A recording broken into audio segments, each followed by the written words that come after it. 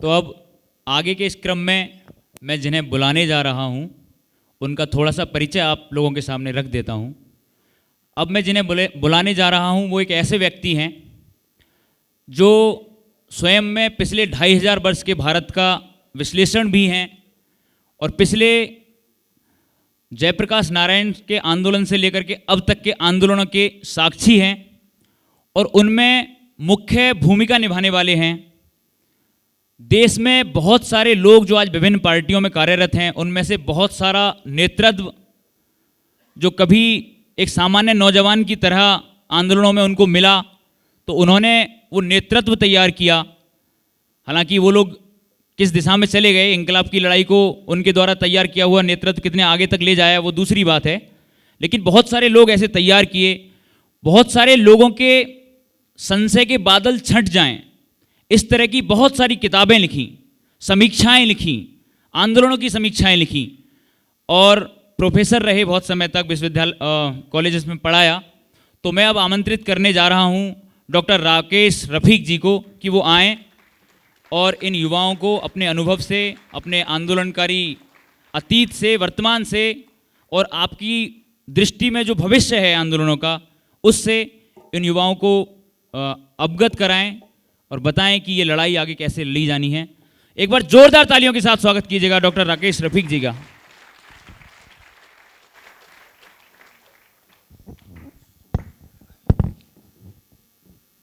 Hello,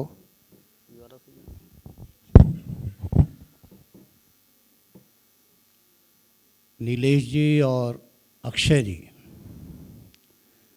आज जो आपने बैनर लगाया है पीछे, उसमें उन लोगों को प्रतीक बनाया है जिन्होंने देश की आज़ादी की लड़ाई लड़ी। अब देश की आज़ादी की लड़ाई जो उनकी शायद अधूरी रह गई और जो शायद हम पूरा करना चाहते थे, जो शायद आप पूरा करना चाह रहे हैं, उसको समझने की आवश्यकता है। कल बहुत सी बातें छुई गई भारतीयता की और तमाम चीज़ों की, मैं थोड़ा सा उस पर प्रकाश डालूंगा, लेकिन उससे पहले मैं थोड़ा देखना चाहता हूं कि यहाँ उपस्थित लोगों में 20 से 30 साल के बीच के नौजवान को कितने हैं? हाथ उठा सकते हो? काफ़ी नौजवान है। अब 20 से नीचे के कितने? 20 से नीचे के हो आप? वेरी गुड, खड़े हो जाइए। आप भी? गुड, बहुत बढ़िया।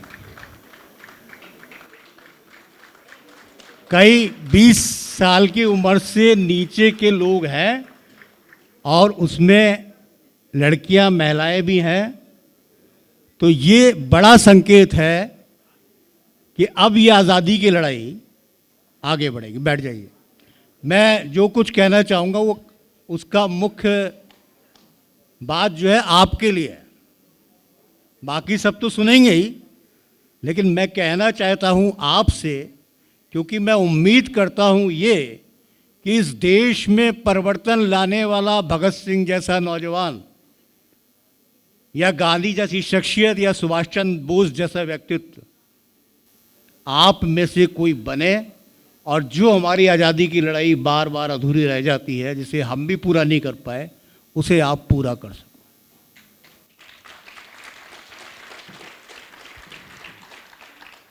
अब इस लड़ाई को समझने के लिए समझना है कि जो गुलामी हम पे लादी गई वो महज आर्थिक गुलामी तक बात नहीं थी कि अंग्रेज यहाँ की दौलत लेके जा रहे थे। और दादा भाई नौरोजी ने एक किताब लिखी जिसमें दिखाया कि हिंदुस्तान की कितनी दौलत अंग्रेजों की ओर जा रही है। या राजीव दीक्षित बताते थे कि भाई कितने जहाज भर के क्लाइव दौलत को ले गया। लेकिन एक बात जो कल भी कई वक्ताओं ने कही, आप उसको समझिए कि अंग्रेजों के राज में तो सूरज नहीं छुपता था, इतना बड़ा साम्राज्य कायम हुआ, लेकिन उनकी सबसे ज्यादा इच्छा क्या थी? वो इच्छा थी, वो मार्ग खोजना चाहते थे किसका? यूरोप के लोग, भारत का। अपने राज्य को, अपने शासन को स्थायी बनाना चाहते थे हिंदुस्तान, भारत में राज करने की इच्छा।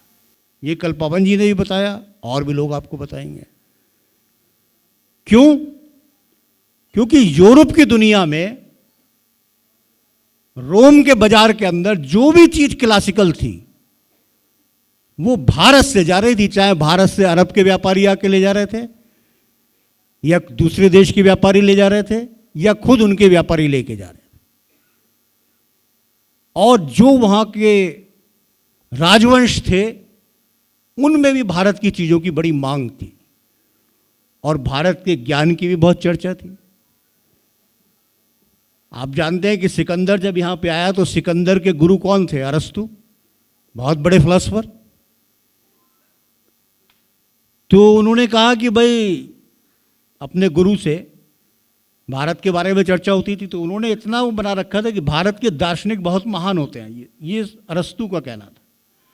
तो सिकंदर ने यहाँ आके भारत के दार्शनिकों को खोजना, यानी हम कहेंगे हमारे ऋषियों को खोजना शुरू करा, और उन्हें साथ ले जाने की कोशिश करी, और कुछ लोग साथ भी गए। लेकिन एक किस्सा देखिए कि वो जाता है, बुलाता है सिकंदर, वो ऋषि नहीं जाते। सिकंदर वहाँ पहुँचता है, हाथ जोड़ के खड़ा हो जाता है कि आपकी सेवा में सिकंदर आए हैं और चाहते हैं कि आप उनका आतिथ्य ग्रहण करें। और ये सब अपनी बहुत सी बातें वहाँ बोली जाती हैं। तो वो कहते हैं भाई सिकंदर, पहले तो तू थोड़ा दूर खड़ा हो जा। क्यों खड़े हो गए साहब? बोले देख, दुनिया की सारी दौलत हमारे पास है, क्योंकि सूरज की रोशनी सीधे हमारे ऊपर पड़ती है, ये साफ हवा हमारे पास है, और इसमें हम आनंद के साथ रहते हैं। तेरे पास कोई दुनिया की ऐसी चीज नहीं जो इससे अमूल्य चीज हमें तू दे दे। ये प्रसंग मैंने इसलिए बताया कि आप भारत की बात तो करते हो, लेकिन भारत की बात पैदा करने वाले जो लोग थे, उनके अंदर जो ताकत थी वो ये थी। और देखिए, हमने जिसको सुन के, जिसकी बात सुन के अपनी पढ़ाई लिखाई छोड़ के 18 साल की उम्र में इस परिवर्तन की दुनिया में आए, वो जयप्रकाश नारायण सत्ता में, उनके लिए सब दरवाजे हमेशा खुले हुए थे। नेहरू जी गृह मंत्री बनाना चाहते थे, बाद में राष्ट्रपति बनाना चाहते थे, लेकिन उन्होंने सब अस्वीकार करे। क्यों? क्योंकि भारत राष्ट्र को खड़ा करना है। क्या गांधी जी को सत्ता सौंपी जाती तो वो तैयार थे? नहीं, क्योंकि सत्ता छोटी चीज है और समाज बड़ी चीज है।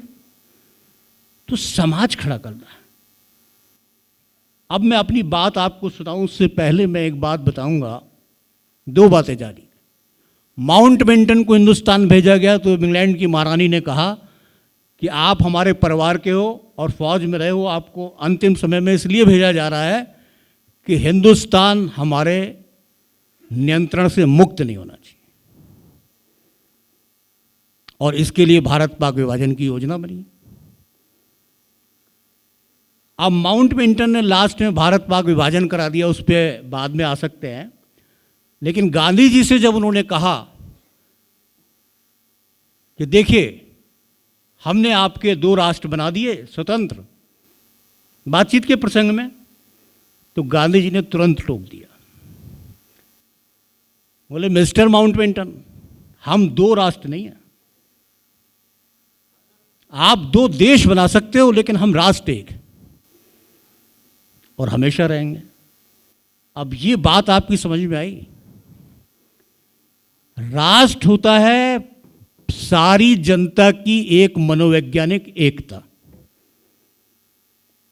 और वो सारी जनता एक सांस्कृतिक सूत्र में बंधी होती है, जो अफगानिस्तान से लेके और जो आज बांग्लादेश, लंका और तमाम बन गए हैं, उन सबके अंदर वो सांस्कृतिक धारा बहती थी। वो है भारत। अब इस भारत को आज भी अगर आप देखोगे तो बहुत से हिस्सों में बांटना चाहते हैं।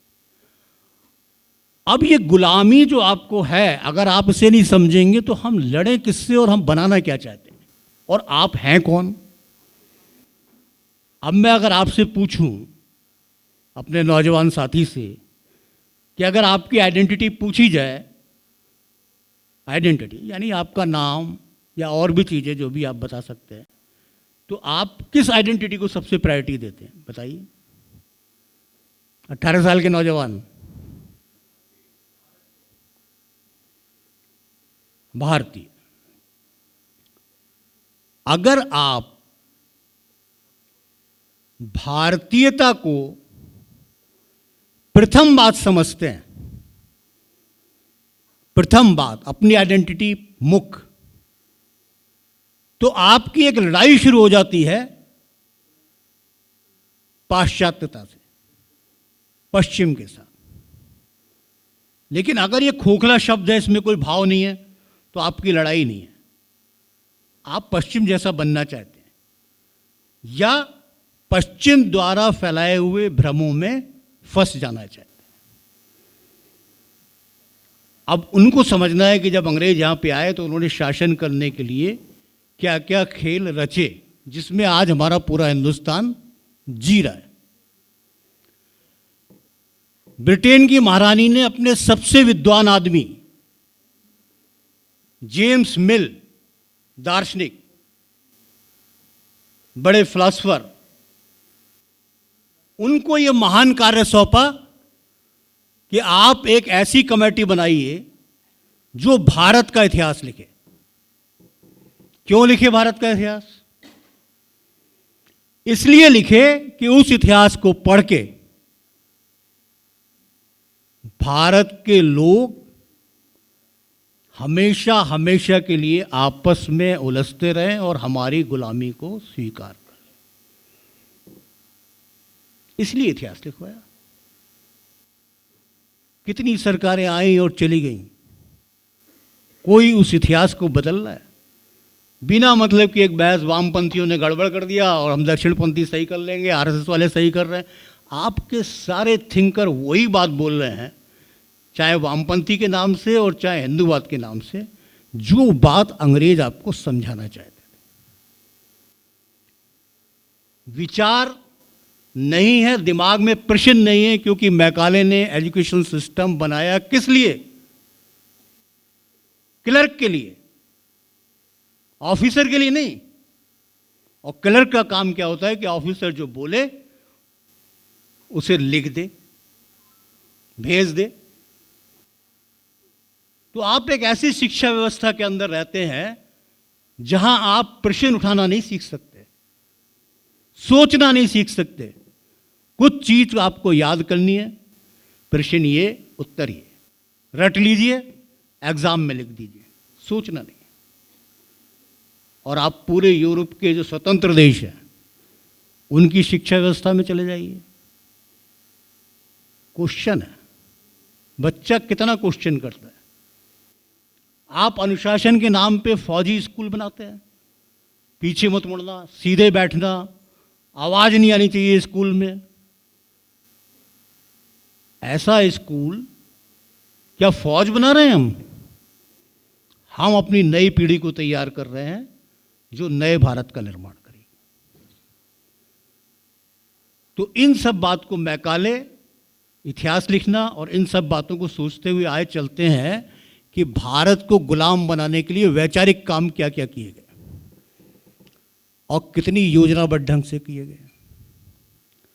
1757 के बाद हिंदुस्तान में शासन आया अंग्रेजों का प्रत्यक्ष।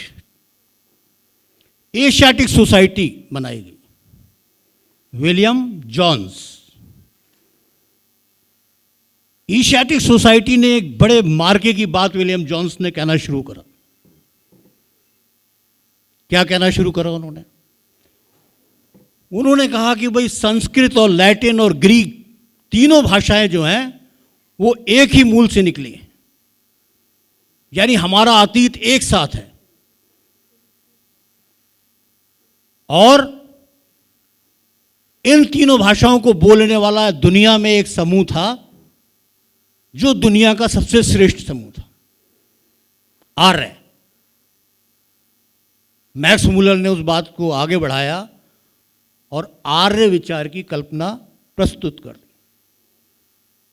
कि हम सब लोग आर्य हैं, प्राचीन, जो कहाँ से चले थे? जर्मनी के आसपास से। कुछ इधर चले गए, कुछ इंग्लैंड चले गए, कुछ उधर चले गए, और हम सब एक हैं। अब ये थ्योरी क्यों बनाई गई जानते हैं? क्योंकि ब्रिटेन का शासन जब स्थापित हुआ कलकत्ता पे, तो जमींदारियां नीलाम की गई, यानी जो लड़ रहे थे सिराजुद्दौला या दूसरे लोग, वो तो हट गए। वो नीलामी में खरीदी उन लोगों ने, ब्राह्मणों ने, जिनके पास पैसा था और अंग्रेजों से सीधा कॉन्ट्रडिक्शन नहीं था। तो वो समझाना चाहते थे अपने उन ब्राह्मण लोगों को बंगाल के कि आप हमारे भाई हो, वही शुद्ध लोग, आप यहां पहले आ गए और हम बाद में आए, हमारा आपका सिस्टम एक है और बाकी हिंदुस्तानियों से हमारा कोई खास मतलब नहीं है। क्योंकि कोई विचार हवा में नहीं रचा जाता, उसकी एक आवश्यकता पैदा होती है शासक वर्गों को, तो वो रच रहे हैं। अब इस बात को विवेकानंद के शब्दों में समझें। विवेकानंद, जिन्होंने भारत की बड़ी राष्ट्रीय जागृति करी और जाके चैलेंज किया, वो जब जहाज पे जा रहे हैं तो लिख रहे हैं कि आज मेरे बंगाल के ब्राह्मण ये समझते हैं कि अंग्रेज उनके रिश्तेदार हैं, वो पहले आ गए थे, अंग्रेज आ जाएं,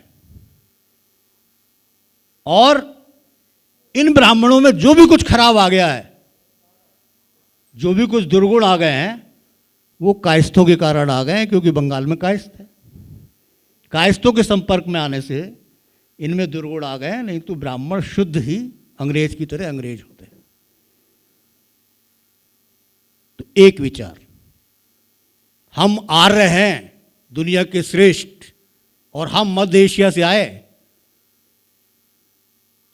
अब ये विचार आज तक हिंदुस्तान में पढ़ाया भी जाता है, और आप में से भी हिंदुस्तान की बात करते हुए अधिकांश लोग इस विचार को मानते हो और आर्य कह के अपने आप को गर्व फील करते होंगे। अब मैक्स मुलर साहब ने क्या करा कि अंग्रेजों के अंदर एक बात बड़ी अच्छी थी, एक तो उन्होंने डायरियों में सच बात लिख देते थे। उनका एक सिस्टम है ना, पादरी के सामने अगर पाप को कबूल कर लो तो बात खत्म हो जाएगी, तो पादरी हाथ नहीं आए तो डायरी में लिख दो, तो उन डायरियों से बहुत सी चीज़ें निकल जाती हैं। तो मैक्स मुलर साहब ने अंत में लिख दिया कि मैंने तो ऐसे ही ये गढ़ दिया मामला आर्य का, लेकिन ये झूठ है। संस्कृत, लैटिन, ग्रीक में कोई ऐसा चक्कर नहीं है कि इसके आधार पे कोई नस्ल की कल्पना की जा सके। अब मैक्स मुलर साहब लिख भी गए, वो किताबें छप भी गईं, लेकिन हम भारत के लोग उस थ्योरी पे आज भी विश्वास करते हैं। और अगर आप उस पर विश्वास करते हो तो लड़ाई कहाँ है? लड़ाई कहाँ है भाई? वो भी आपके लोग हैं और आप यहाँ आ गए, हिंदुस्तान में श्रेष्ठ लोग, हिंदुस्तान के श्रेष्ठ लोग। अब आइए उससे आगे के दौर में।